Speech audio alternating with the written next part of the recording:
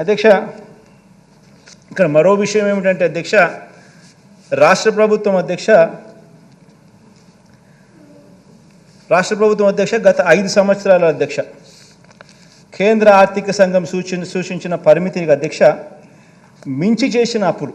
ఇది కూడా మనం ఏందంటారా, ఇది కూడా ఈ గిట్టని వాళ్ళందరూ కూడా విపరీతంగా ఆయన అప్పులు చేస్తూ ఉన్నాడు, విపరీతంగా తీసుకొచ్చేస్తున్నాడు, విపరీతంగా అది తీసుకొస్తున్నాడు, ఇది తీసుకొస్తున్నాడు, ఇది చెప్పడం లేదు, అది చెప్పడం లేదు, ఇష్టం వచ్చినట్టుగా మన మీద ఆరోపణలు చేసేవాళ్ళు మాట్లాడతాడు. ఈనాడు ఒకడు, ఆంధ్రజ్యోతి ఒకడు, ఆ TV5 ఒకడు, ఆ చంద్రబాబు నాయుడు ఒకడు, వీళ్ళు కాక సొగం తెలిసి సొగం తెలియని కొంతమంది ఆయన అనుంగ బ్యాచ్.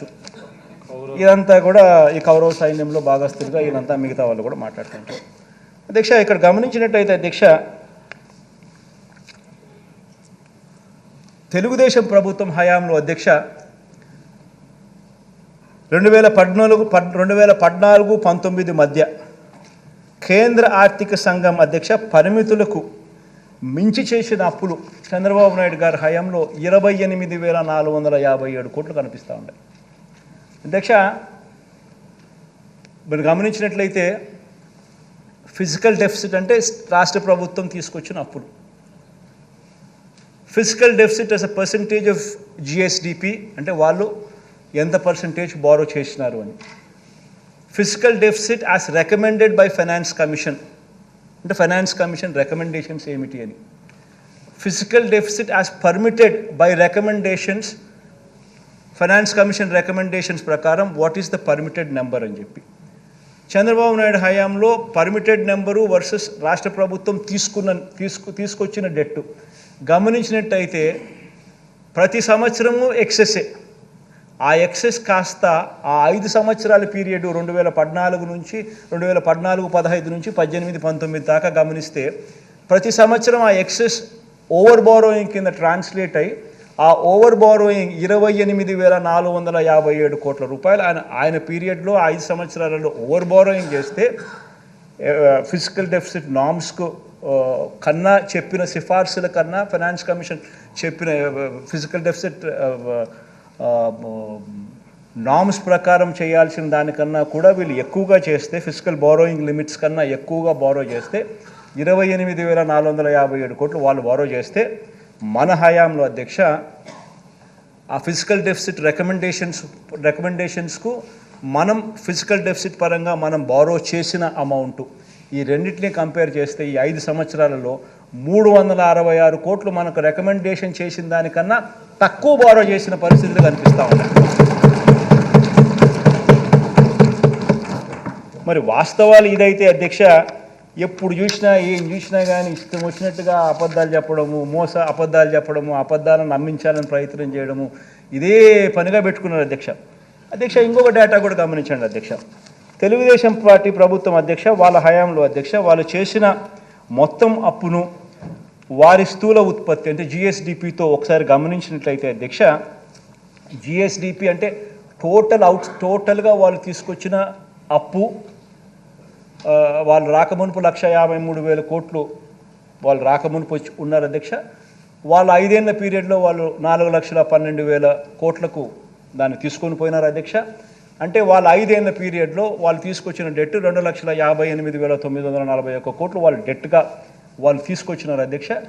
అదే 5 సంవత్సరాలకు సంబంధించి క్యూములేటివ్ GSDP అంటే ప్రతి సంవత్సరం GSDP ఇన్ని లక్షల కోట్లు ఉంటుంది. ఆ లక్షల కోట్ల మీద నువ్వు ఇంత పర్సెంటేజ్ 3%, 3.5%, 4% పరిస్థితిని బట్టి వాళ్ళు కేంద్ర ప్రభుత్వం సిఫార్సు చేసిన నెంబర్ ఏదైతే ఉంటుందో ఆ నెంబర్ ప్రకారం మీరు అప్పు తెచ్చుకునే మీకు వెసులుబాటు ఉంటుంది.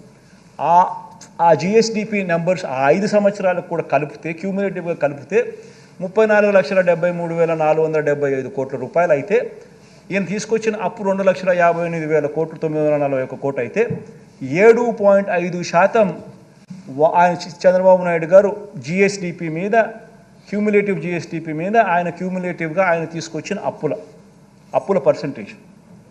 అదే టైంలో కేంద్ర ప్రభుత్వం అధ్యక్ష ఆ 5 సంవత్సరాలలో కేంద్ర ప్రభుత్వం వాళ్ళ GDP మీద వాళ్ళు తీసుకొచ్చిన అప్పులు కాస్త అప్పులు ఎంత అని గమనిస్తే సెంట్రల్ గవర్నమెంట్ బారోయింగ్ 3.6% ఉంటే స్టేట్ గవర్నమెంట్ బారోయింగ్ 7.5% కింద చూపిస్తారు. 7.5% అయితే మన హయాంలోకి వచ్చేసరికి కేంద్ర ప్రభుత్వం కోవిడ్ అయితేనేమి, రకరకాల కారణాలు అయితేనేమి, సెంట్రల్ గవర్నమెంట్ బారోయింగ్స్ కూడా దేశవ్యాప్తంగా ప్రపంచవ్యాప్తంగా పెరిగినట్టే కేంద్ర ప్రభుత్వం కూడా వాళ్ళ అప్పుల పర్సంటేజ్ 6.5% ఆఫ్ దేర్ జీడిపి ఈ 5 సంవత్సరాల జీడిపి నెంబర్స్ క్యూములేటివ్లో వాళ్ళు బారో చేసింది 6.5% అయితే మనం బారో చేసింది only 5.2% of our GSDP 5 years క్యూములేటివ్గా. సో ఏ రకంగా చూసినా కూడా ఏ స్టాండర్డ్లో గమనించినా కూడా అప్పుల పరంగా కానీ, గవర్నెన్స్ పరంగా కానీ, ఫిస్కల్ మేనేజ్మెంట్ పరంగా కానీ, ఏ పరంగా చూసినా కూడా గత ప్రభుత్వానికి మన ప్రభుత్వానికి ఎంత వ్యత్యాసం ఉంది అని చెప్పడానికి ఈ డేటా ఎంతో ఉపయోగపడుతుందని చెప్పి కూడా ఈ సందర్భంగా చెప్పడానికి నేను సంతోషపడుతున్నాను, గర్వపడతా ఉన్నాను అధ్యక్ష. అసలు యాక్చువల్గా ఈ మాదిరిగా పరిపాలన చేయగలుగుతామని చెప్పి నిజంగా ఎవరు ఊహించని విధంగా మన ఆయన అంటాడు 14 ఏళ్ళు ముఖ్యమంత్రిగా నేను పరిపాలన చేసినా నాకు ఎంతో ఎక్స్పీరియన్స్ ఉందని చెప్పి. ఎందుకుందా అధ్యక్ష ఎక్స్పీరియన్స్ ఎవరికి అర్థం కాదు, కొట్టుకునేదానికి తప్ప ఎందుకు సరిపోదు. మాకేం ఎక్స్పీరియన్స్ లేకపోయినా కానీ ఈ రకమైన నెంబర్స్తో, ఈ రకమైన ఫిగర్స్తో we are showcasing that how best we can ఈ మాదిరిగా ఎలా పరిపాలన చేయగలుగుతామని మేము చూపిస్తూ ఉన్నాం.